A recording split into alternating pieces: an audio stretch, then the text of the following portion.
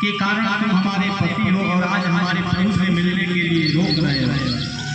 इस शरीर के ही कारण बंधन है, तो लो मैं इस शरीर का ही त्याग करती और ध्यानाग्नि में बैठकर अपने शरीर का ही त्याग कर दी। और क्यों? क्योंकि वो मन में विचार करने लगे कि आज सभी जाके प्रभु से मिलेंगे, हमारा मिलने का समय आया, इन्होंने बंद कर दिया।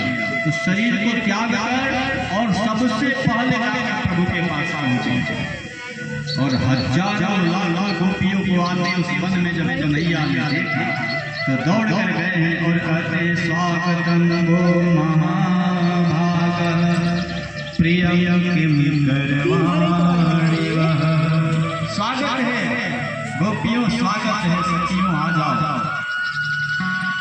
देखिए जब भगवान ने गोपियों को स्वागत किया तो गोपियां मन से बहुत प्रसन्न हुई। बुलाए, देखो पहले तो बंसी बजाकर हमें बुलाए और आने के बाद हम लोगों का स्वागत भी कर रहे हैं, बड़ी प्रसन्न है।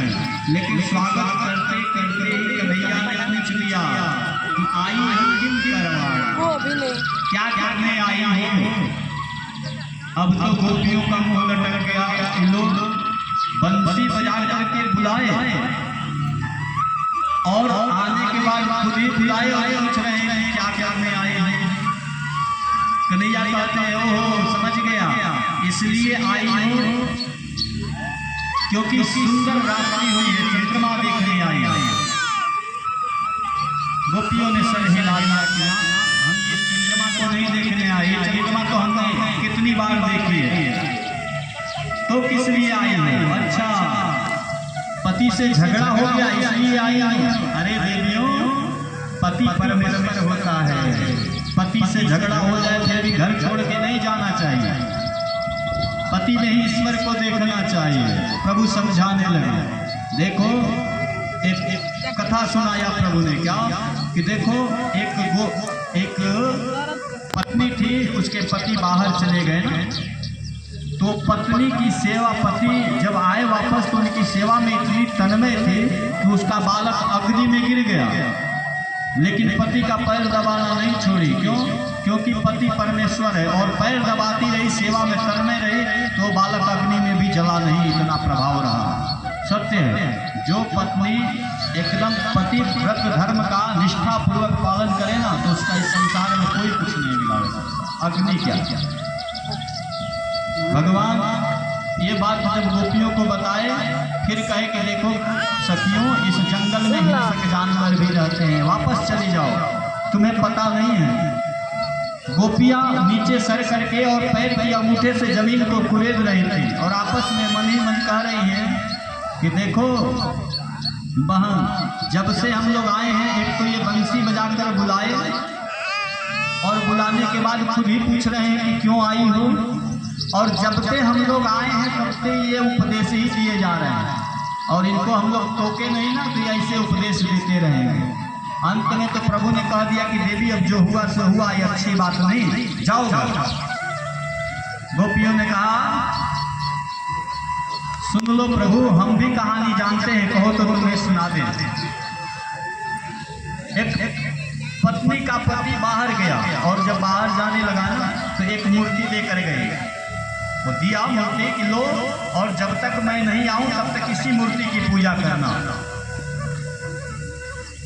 और वो पत्नी उसकी मूर्ति की पूजा करती रही। एक दिन ऐसा हुआ कि वो पति वापस आ गए, दरवाजा खटखटाने लगे। अब ये सोचने लगी कि पता नहीं कौन, यदि मैं उनको दरवाजा खोलने जाऊं तो ये जो पूजन कर रही हूँ खंडित हो जाएगा, पतिव्रत धर्म नष्ट होगा। कब आप बताओ, वो पत्नी जो असली पति आए हैं उनके पास दौड़ के जाए कि मूर्ति की पूजा करती रहे। भगवान कहते हैं कि अरे मूर्ति की पूजा क्या करनी, जब असली पति आ गए तो सब छोड़ के असली पति के पास जाए। गोपियों ने कहा तो हो गया ना, आप ही ने तो समाधान कर दिया। अरे ये तो शरीर के पति हैं, असली पति जीव का तो ईश्वर ही है। और फिर जब हम छोड़ के आए हैं आपके पास तो क्या जाना। देखिए जिन गोपियों को उद्धव गंवारी समझते थे ना,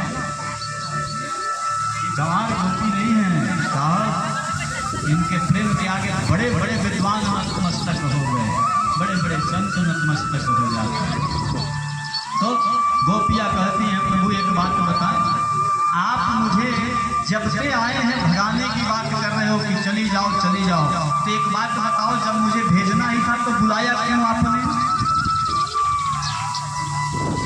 प्रभु एसी में चलाता है इंजन ना साफ रूप में भगवान चाहते हैं कि गोपियां अपने मुख से कहें कि हम आपसे प्रेम करते हैं, लेकिन सुन लो, अपने प्रेम को किसी के सामने बताना ये बड़ा कठिन है। तब गोपियां कहती है कि प्रभु हमारा भोग लगाओ। भक्त और भात में बड़ी समानता होती है। देखो, भात बनाओ, पहले तो धान को कूटा जाता, फिर उसको गर्म पानी में डाल के उबालो, इतना मुलायम हो जाता है कि उसमें एक थोड़ी भी कड़कपन नहीं होती है, तब उसे पाया जाता है। तो प्रभु जैसे भात है ना, वैसे ही हम भक्त भी हैं।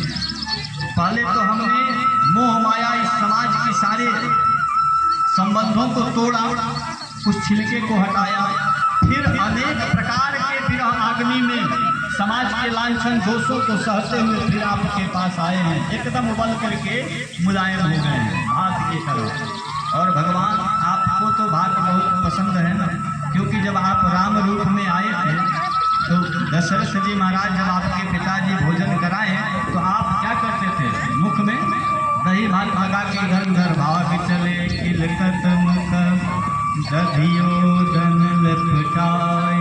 दही और भात बहुत पसंद है आपको प्रभु, तो हम भी भात बन गए हैं, इसलिए हमारा भोग लगाओ आप।